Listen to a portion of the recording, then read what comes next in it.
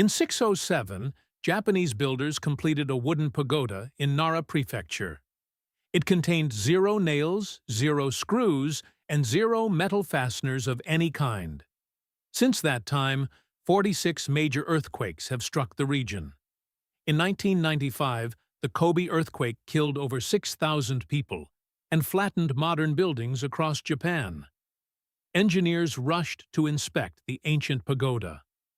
They found nothing, not even a single crack. By the end of this video, you will discover why this technique was deliberately buried and how you can do it yourself. The Horyuji Temple Complex sits about 30 miles from Osaka, in a region that has experienced some of the most violent seismic activity on Earth. The main pagoda rises 5 stories into the sky, built entirely from Japanese cypress. For 1,400 years, it has watched newer buildings rise around it, and for 1,400 years, it has watched those buildings fall. The 1995 Kobe earthquake registered 6.9 on the Richter scale. Concrete apartment buildings pancaked, steel-framed offices twisted and collapsed. Elevated highways crumbled onto the streets below. The ancient pagoda should have been rubble. Every modern engineering calculation said so. Yet there it stood. Sensors placed during aftershocks showed the structure swaying as much as 6 degrees off vertical. Then it returned perfectly upright. The joints showed no signs of stress at all. This was not luck. Ancient wooden structures using traditional joinery had survival rates that defied everything modern building codes assumed about earthquake resistance. Across the sea in China stands even more dramatic evidence.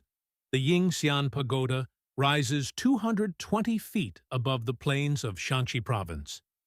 Built in 1056, it remains the tallest and oldest wooden pagoda in the world. Earthquakes have struck the region more than 40 times since its construction. The pagoda still stands. Engineers found the same principle at work. The joints were not rigid. They were designed to move. The buildings that survive earthquakes are not the ones that fight the force. They are the ones that dance with it. In 1976, Japanese researchers at Kyoto University began a systematic study of traditional timber joints.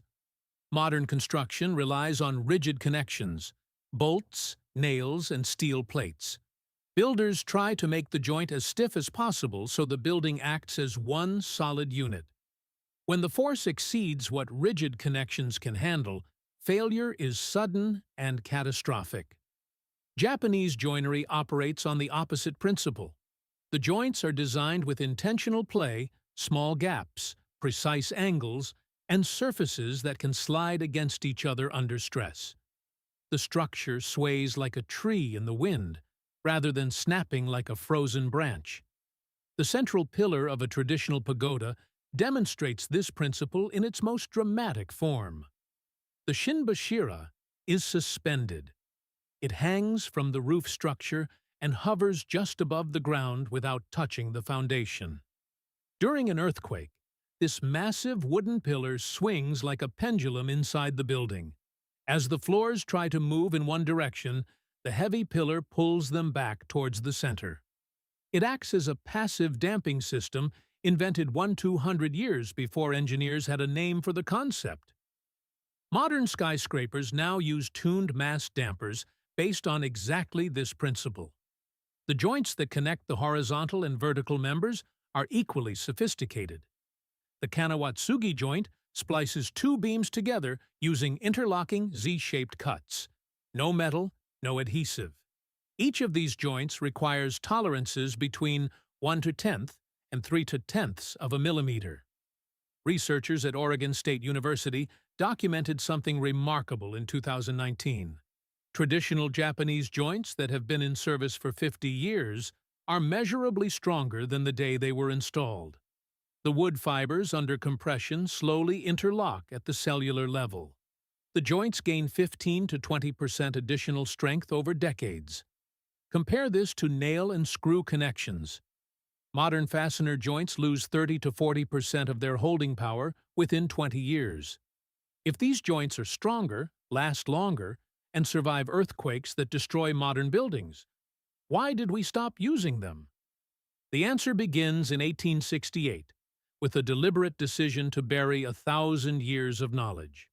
When American Commodore Matthew Perry's black ships arrived in Tokyo Bay in 1853, Japan had been isolated from the Western world for 250 years. By 1868, the Meiji Emperor launched a crash program of modernization.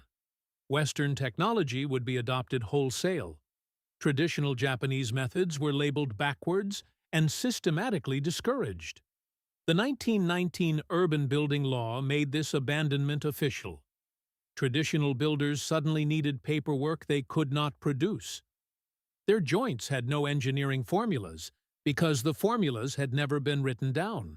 The destruction of World War II completed what the Meiji Restoration began. Nail guns replaced hand-cut joints. A building that would have taken traditional carpenters 6 months could now be framed in weeks. The master carpenters who survived the war found themselves obsolete. By 2000, fully trained traditional carpenters were nearly extinct. The 1981 Building Standards Law created the final barrier. Traditional joinery now requires custom engineering reports costing $50,000 to $100,000. The code does not ban traditional methods explicitly. It simply makes them economically impossible. Who benefits from this system? The lumber industry profits from standardized dimensions. The fastener industry profits from nails and screws installed by the billion. The development industry profits from buildings designed to last 30 years. So the cycle of demolition and reconstruction never ends. Traditional construction produces buildings that last centuries. That is not a feature in an economy built on turnover. That is a threat. Today, fewer than 100 master carpenters in Japan possess complete knowledge of traditional joinery. Their average age is 67. But here is what the industry did not anticipate. The techniques they buried are resurfacing in ways they cannot stop. In 2020, UNESCO designated traditional Japanese wooden architecture techniques as intangible cultural heritage. Computer numerically controlled machining can now cut traditional Japanese joints from three-dimensional models. The tolerances that required 15 years of hand training can be achieved by a router following digital instructions. Machine-cut traditional joints cost roughly 60% less than hand-cut versions. And unlike nails, the joints will be stronger in 50 years than they are today. The surviving master carpenters have made an extraordinary decision. Rather than guarding their techniques as trade secrets, many have chosen deliberate transmission, detailed manuals, online demonstrations, and workshops for foreign students. The generation that watched their craft nearly die has chosen to ensure it cannot be buried again. The techniques exist in digital form. Now they can be copied infinitely and transmitted globally. If you are planning construction, ask your timber framer about traditional joinery options. The upfront cost will be higher, but the lifetime cost will be lower. Japanese joinery is one example of buried building wisdom, but the pattern repeats. Roman concrete that hardens underwater, Persian wind catchers that cooled buildings without electricity, and Incan earthquake construction that has survived 5 centuries. Each represents knowledge that modern construction dismissed as primitive until engineers tried and failed to match its performance. For 14 centuries, wooden buildings assembled without a single nail have survived every earthquake, while modern structures crumbled around them. The technique was not lost. It was buried. The halving joint, where 2 pieces cross by removing half the thickness from each, is the perfect starting point for beginners. Begin by placing one board across the other in the exact position you want them to join. Use your marking knife and square to transfer the width of the top board onto the bottom board, scoring clear lines across the face. Continue those marks down both edges, using your square to keep them perfectly vertical. Set your marking gauge to exactly half the thickness of your wood, measuring carefully with a ruler. Then scribe a line connecting your width marks on both edges and across the end, if the joint is at the board end. These layout lines form a precise map that guides all your cuts. So, take your time and check measurements twice. With your layout complete, secure the board firmly in a vise or with clamps, and begin sawing along the waist side of your width lines, meaning the side of the line that will be removed. Keep your saw perfectly vertical. Watch both the face line and the edge line at the same time to ensure accuracy. Stop cutting precisely when you reach the depth line because overshooting creates visible gaps in the finished joint. Make several additional relief cuts within the waist area, spacing them roughly 6 mm apart, which makes the subsequent chisel work much easier. Now take your chisel with the bevel facing down toward the waist and position it just inside your depth line. Strike it firmly with the mallet to sever the fibers. Then angle the chisel to pop out the small waist sections between your relief cuts. Work carefully from both edges toward the center of the board to prevent the chisel from splitting wood beyond your layout lines. Continue paring away material in thin layers, checking frequently against a flat surface until the bottom of your recess is perfectly flat and sits exactly at your marked depth. Repeat this entire process on the second board. Then test the fit by pressing the pieces together. A well-cut halving joint should slide together with firm hand pressure, feeling snug but not requiring hammering. If the joint is too tight, identify the high spots by looking for shiny areas where the pieces rubbed. Then carefully pare away tiny amounts until the fit improves. If the joint is too loose, you have learned a valuable lesson about cutting on the waist side of your lines, and you should save this practice piece as a reminder while you start fresh with a new board. After successfully completing several halving joints, you are ready for the mortise and tenon, which forms the foundation of nearly all furniture construction worldwide. The tenon is a projecting tongue cut on the end of one board, and the mortise is a rectangular hole cut into another board to receive it. This joint creates remarkably strong right-angle connections because the wood fibers interlock along multiple surfaces. Begin the tenon by setting your marking gauge to 1/3 the thickness of your board, which leaves the tenon centered with equal shoulders on each face. Scribe this line across the end grain and down both faces of the board to the desired tenon length, typically between 20 to 40 mm for furniture scale work. Repeat with the gauge set at 2 to 3 the thickness, giving you 2 parallel lines that define the tenon cheeks. Saw the tenon cheeks by cutting along the waist side of your gauge lines, keeping the saw perfectly aligned with the marks on both the face and the end grain at the same time.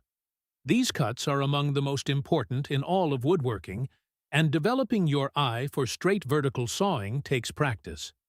Stop each cut at the shoulder line. Then reposition the board to saw the shoulder cuts that release the waist pieces.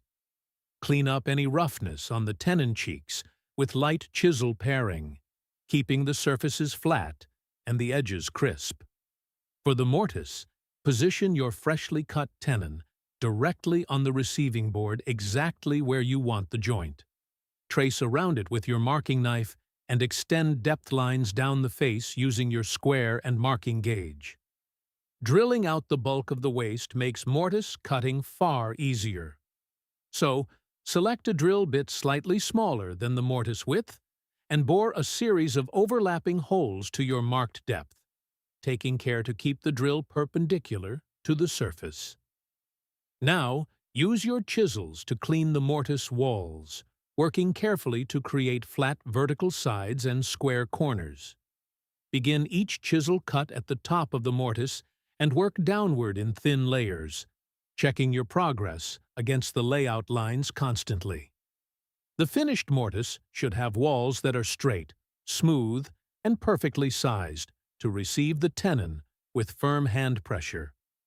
Once comfortable with basic joints, you can explore the clever engineering that distinguishes Japanese joinery from simpler Western approaches. The kamitsugi, or sickle joint, transforms an ordinary lap joint into a mechanically locking connection that cannot pull apart once assembled. Start by cutting a standard halving joint as you learned earlier, but before considering it complete, mark a small triangular notch on the interior corner of one half. The notch should angle inward at roughly 45 degrees and extend approximately 6 mm into the joint. On the mating piece, mark a corresponding triangular projection that will nest into this notch when the pieces slide together. Carefully cut these angled elements with your saw and refine them with a sharp chisel, testing the fit repeatedly. When properly executed, the two pieces slide together from one direction only, and the angled hook locks them against separation. This joint appears deceptively simple from the outside, while hiding sophisticated mechanical principles within. Mastering it teaches you to think three-dimensionally about how wood pieces interact, which opens the door to understanding increasingly complex traditional joints. The oldest buildings are still standing. The newest buildings are already scheduled for demolition. That is not progress. That is planned obsolescence dressed up as engineering. And now you know what they buried. If this story changed the way you look at the structures in our world, please subscribe and like the channel. We are unearthing the architectural history that they tried to bury. Let's build a future that lasts. The next treasure of ancient wisdom will be revealed soon.